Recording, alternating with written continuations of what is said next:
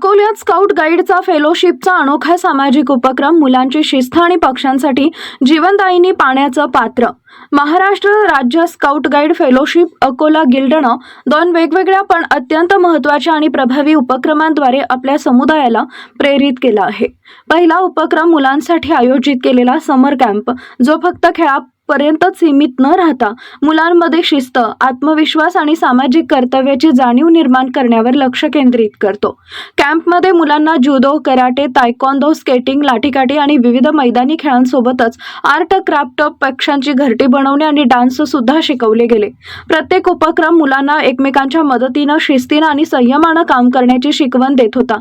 विद्यार्थ्यांनी या कॅम्पमधून मिळवलेली शिस्त आणि आत्मविश्वास भविष्यात त्यांना चांगल्या नागरिक बनवण्यात सहाय्यक ठरतील. याच कॅम्पच्या तुलनेत दुसरा उपक्रम अधिक वेगळा आणि निसर्गाशी जोडलेला होता. अकोल्यात उकडलेल्या उन्हात पक्ष्यांना तहान न लागो यासाठी पाण्याच्या पात्रांची मोहीम राबवली गेली.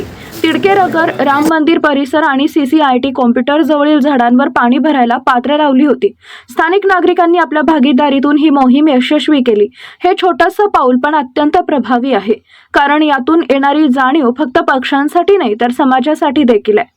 यामध्ये भाग घेतलेल्या प्रमुख व्यक्तीत अध्यक्ष ज्ञानेश ताळे, सचिव चंदन अग्रवाल, सदस्य दिनेश श्रीवास, सचिन वाकोडे, अभिजित देशमुख, संतोष माने, सत्यनारायण तिवारी आणि विलास नसले यांचा सक्रिय सहभाग होता.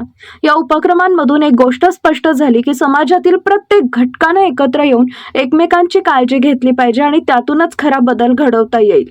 अकोला स्काउट गाईडनं फेलोशिपनं हे सिद्ध केलंय की समाजकार्य केवळ शब्दातच नाही तर कृतीतूनही असावं लागतं.